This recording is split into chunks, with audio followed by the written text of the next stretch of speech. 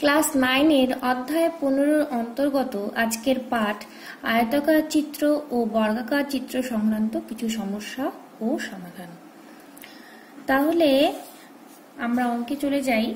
প্রথম অঙ্কটি হলো, যদি একটি বর্গক্ষেত্রের ক্ষেত্রফল a1 বর্গ একক এবং ওই বর্গক্ষেত্রের কর্ণের উপর অঙ্কিত বর্গক্ষেত্রের ক্ষেত্রফল a2 বর্গ একক হয়, তাহলে a1:a2 কত হবে বের করতে বলেছে। তাহলে বর্গক্ষেত্রটা কেমন বলেছে, বর্গক্ষেত্রের ক্ষেত্রফল বলে দিয়েছে a1 বর্গ একক, বর্গক্ষেত্রের ক্ষেত্রফল a1 বর্গ একক এবং ওই বর্গক্ষেত্রের কর্ণের উপর যদি বর্গক্ষেত্রের কর্ণ হয় তাহলে কর্ণের উপর অঙ্কিত বর্গক্ষেত্রের ক্ষেত্রফল a2 বর্গক্ষেত্র, কর্ণের উপর অঙ্কিত বর্গক্ষেত্রের ক্ষেত্রফল a2 বর্গ একক। তাহলে এই যে কর্ণের উপর অঙ্কিত বর্গক্ষেত্র এর ক্ষেত্রফল কি a2 বর্গ একক এবং এই বর্গক্ষেত্রটির ক্ষেত্রফল a1 বর্গ একক। তাহলে আমাকে a1:a2 বের করতে বলেছে। তাহলে বর্গক্ষেত্রের ক্ষেত্রফল a1 দেওয়া আছে, তাহলে বর্গক্ষেত্রের বাহুর দৈর্ঘ্য কত হবে? বর্গক্ষেত্রের বাহুর দৈর্ঘ্য যেহেতু ক্ষেত্রফল a1 তাই বাহুর দৈর্ঘ্য কি হবে? √a1। এবং বর্গক্ষেত্রের তাহলে বাহুর দৈর্ঘ্য পাওয়া গেলে কর্ণের দৈর্ঘ্য কত হবে? আমি শর্টে লিখছি ব্যাপারটাকে বোঝানোর জন্য এবং টাইমটাকেও যাতে কম করা যায় ভিডিওর, সেজন্য তোমরা কিন্তু বুঝে ভালো করে খাতায় লিখে নিবে। তাহলে কর্ণের দৈর্ঘ্য কি হবে? √2 বাহু, √2 √a1 এত একক, বাহুর দৈর্ঘ্য এত একক, তাহলে কি হবে? √2a1 একক। তাহলে এবার কর্ণের দৈর্ঘ্য পেয়েছি এবং কর্ণের দৈর্ঘ্যের উপর অঙ্কিত বর্গক্ষেত্রের তাহলে ক্ষেত্রফল কি হবে? কর্ণের দৈর্ঘ্য মানে কি এই বাহু সব বাহুর দৈর্ঘ্য সমান, তাহলে এই বর্গক্ষেত্রটির ক্ষেত্রফল কি হবে?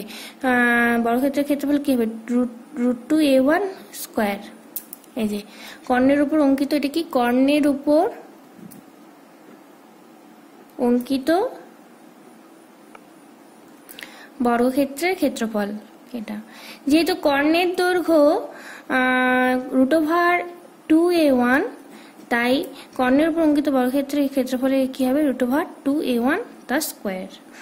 তাহলে এবারে এটা কত হয়? 2a1। এটাই কি অ্যাকচুয়ালি বর্গক্ষেত্রের কর্ণের উপর অঙ্কিত বর্গক্ষেত্রের ক্ষেত্রফল কি দেওয়া ছিল? a2, তাহলে 2a1 = a2, তাহলে a1:a2 কত হবে? a1 দেওয়া আছে, a1 তো a1ই হবে, a2 আমরা বের করলাম 2a1, তাহলে অনুপাত হিসাব করলে কত হবে? 1:2, তাহলে অ্যান্সার কত হবে? 1:2। নেক্সট অঙ্কে চলে যাই। সমান পরিসীমা বিশিষ্ট একটি বর্গক্ষেত্র এবং এটা আয়তক্ষেত্রের ক্ষেত্রফল যথাক্রমে s এবং r হলে এই সম্পর্কগুলির মধ্যে কোনটি হবে আমাকে বের করতে বলেছে। তাহলে পরিসীমা কি? বর্গক্ষেত্র ও আয়তক্ষেত্রের পরিসীমা কি? সেম, এবং ক্ষেত্রফল বলেছে কত? s এবং r। তাহলে বর্গক্ষেত্রের ক্ষেত্রফল s, বর্গক্ষেত্রের ক্ষেত্রফল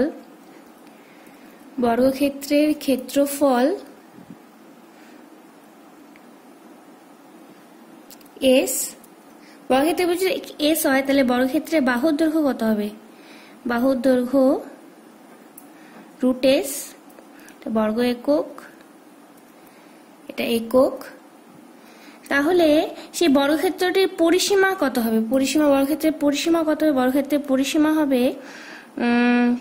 হবে 4 × বাহুর দৈর্ঘ্য 4√s এত একক। এবার আয়তক্ষেত্রের ক্ষেত্রফল কত? আয়তক্ষেত্রের পরিসীমাও কত হবে? 4√s, কারণ সমান পরিসীমা বিশিষ্ট বর্গক্ষেত্র ও আয়তক্ষেত্রের পরিসীমাটা সমান, তাহলে বর্গক্ষেত্রের পরিসীমা 4√s হলে আয়তক্ষেত্রটির পরিসীমাও কত হবে? 4√s। তাহলে আয়তক্ষেত্রের পরিসীমা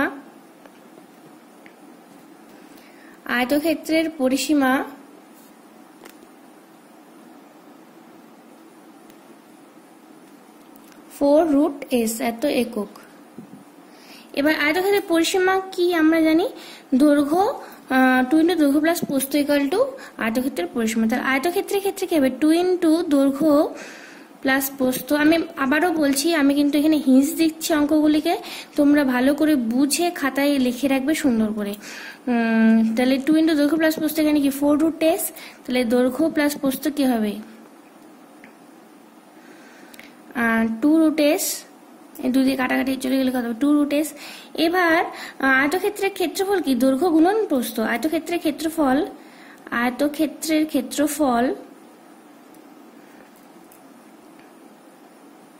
কত আমরা জানি? দৈর্ঘ্য গুণন প্রস্থ।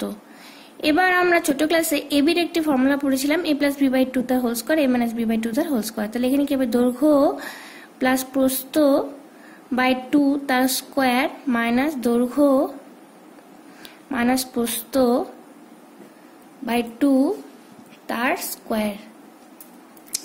এবার দৈর্ঘ্য প্লাস প্রস্থ কি, 2√s বাই 2 এত স্কোয়ার, আর দৈর্ঘ্য মাইনাস প্রস্থ জানি না, এখানে কি হবে দৈর্ঘ্য মাইনাস প্রস্থ বাই 2 তার স্কোয়ার। এবারে এটা 2 কাটাকাটি গেলে কি √s, তার মানে কি s, √s স্কোয়ার মানে s, মাইনাস কি হবে দৈর্ঘ্য মাইনাস প্রস্থ বাই 2 তার স্কোয়ার। এবার দৈর্ঘ্য গুণন প্রস্থ এসছে, এটা দৈর্ঘ্য গুণন প্রস্থ ইকুয়াল টু এটা আসলো। এবার আয়তক্ষেত্রের ক্ষেত্রফল এখানে কি বলে দিয়েছে, এখানে আয়তক্ষেত্রের ক্ষেত্রফল বলে দিয়েছে আর, তাহলে এখানে আসলো দৈর্ঘ্য গুণন প্রস্থ হলো আয়তক্ষেত্রের ক্ষেত্রফল বলা আছে আর ইকুয়াল টু s মাইনাস দৈর্ঘ্য মাইনাস প্রস্থ বাই 2 তার স্কোয়ার।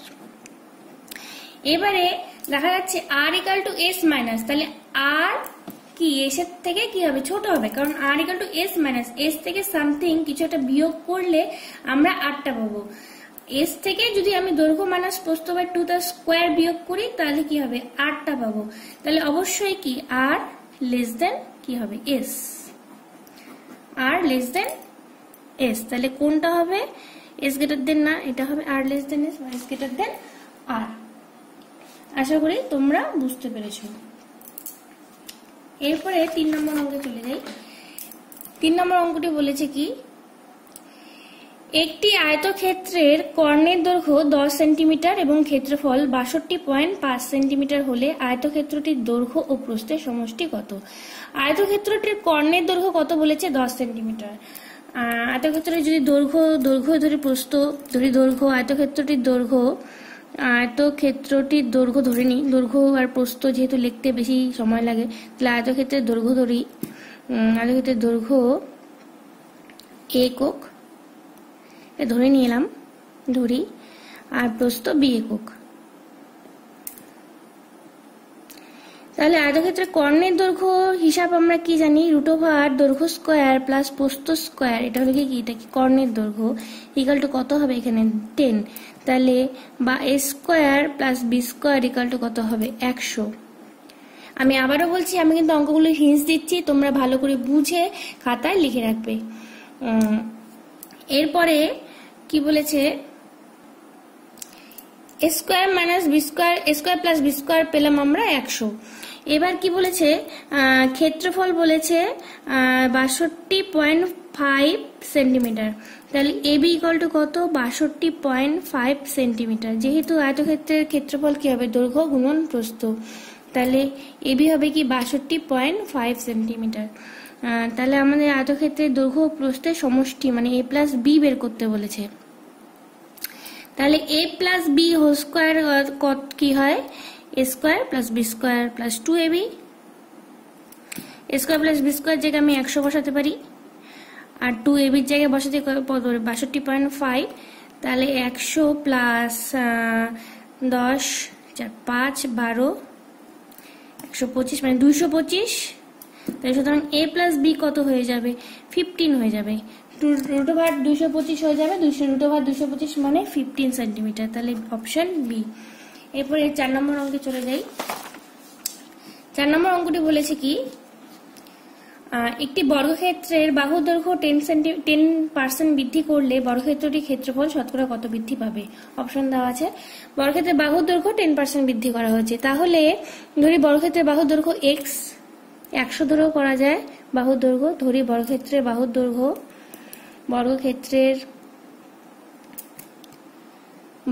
দৈর্ঘ্য x সেন্টিমিটার, তাহলে ক্ষেত্রফল কি হবে বর্গক্ষেত্রের বাহু স্কয়ার এত বর্গ সেমি। এবার বর্গক্ষেত্রের ক্ষেত্রফল যদি বাহু দৈর্ঘ্য 10% বৃদ্ধি করা হয় তাহলে বর্গক্ষেত্রের ক্ষেত্রফল শতকরা কত বৃদ্ধি পাবে। তাহলে বাহু দৈর্ঘ্য 10% বৃদ্ধি করলে হবে কি, বর্গক্ষেত্রের বাহুর দৈর্ঘ্য 10% বৃদ্ধি পেলে হয় কত হবে এক্স প্লাস এক্স এর 10%, তোমরা শতকরা হিসাব নিশ্চয়ই পারো করতে, এত একক, তাহলে 10, তাহলে 11 হিসাব করলে আসবে 11x/10 এত একক। তাহলে তখন বর্গক্ষেত্রের বাহুর দৈর্ঘ্য 10% বৃদ্ধি করলে তখন ক্ষেত্রফল কত হবে? ক্ষেত্রফল হবে বাহু স্কয়ার 11x/10 তার স্কয়ার এত বর্গ একক, মানে 121x² 100 এত বর্গ একক। তাহলে এই ক্ষেত্রফলের বৃদ্ধি কত? আগে ছিল x², এখন আসলো 121x² 100, তাহলে ক্ষেত্রফল বৃদ্ধি কত? ক্ষেত্রফলের বৃদ্ধি কি হবে? 121x² 100 মাইনাস x² এত বর্গ একক। তাহলে এটা হিসাব করলে আসবে 21x² 100 এত বর্গ একক।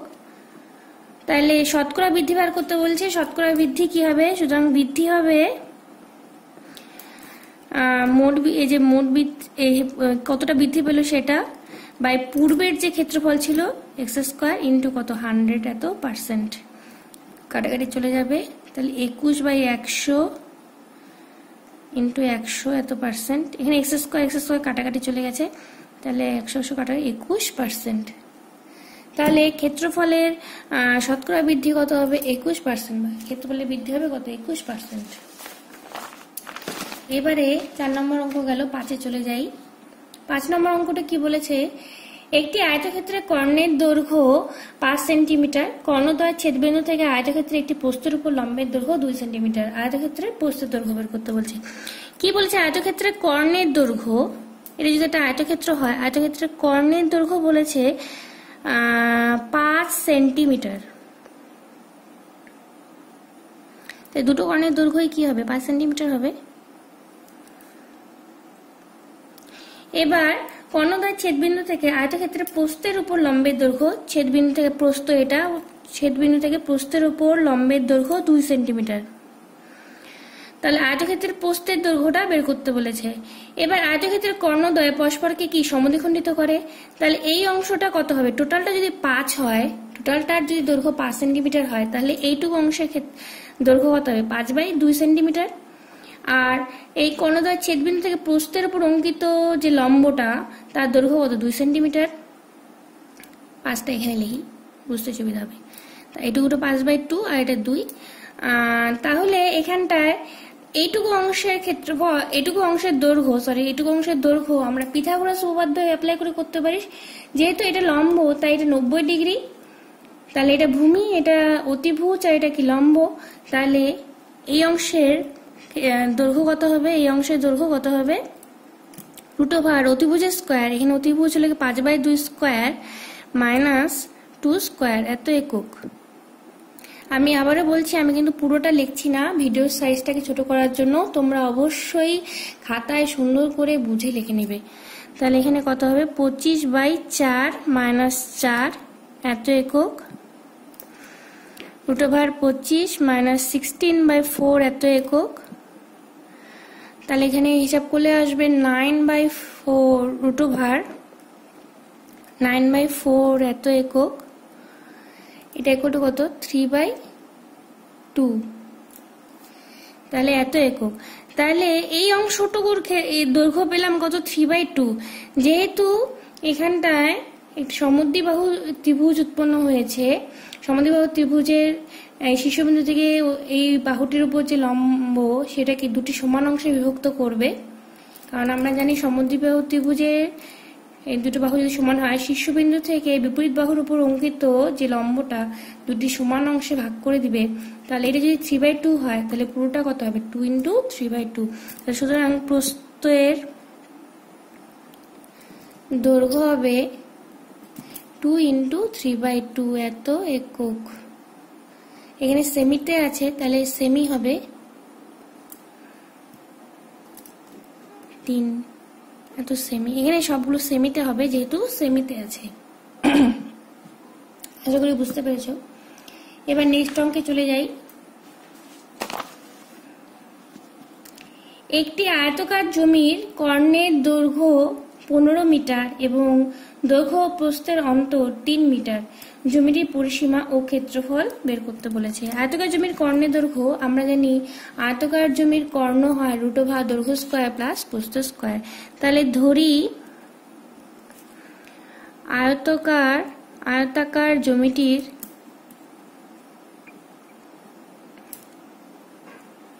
দৈর্ঘ্য ইকুয়াল টু a মিটার আর প্রস্থ equal to b metre.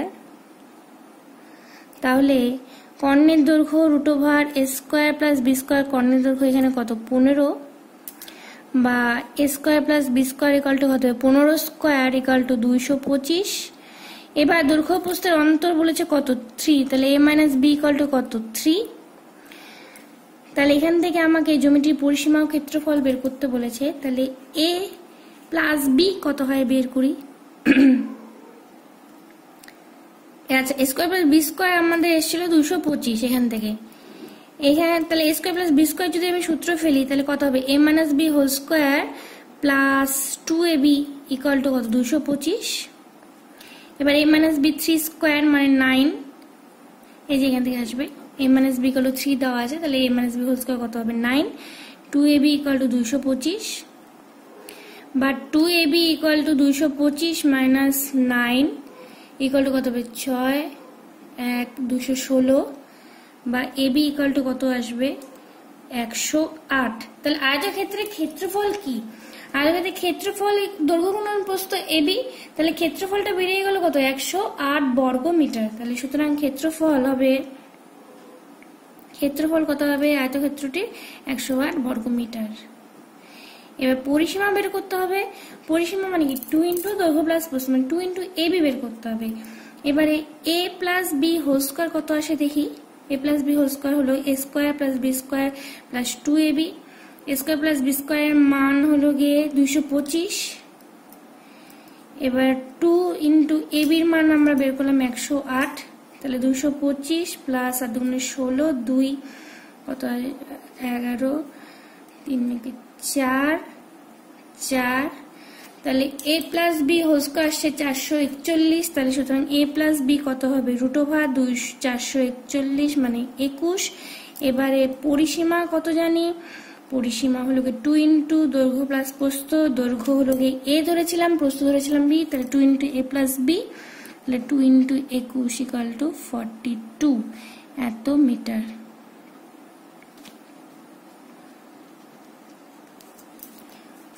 Into 21 equal to 42 মিটার। আশা করি তোমরা অঙ্কটি বুঝতে পেরেছো।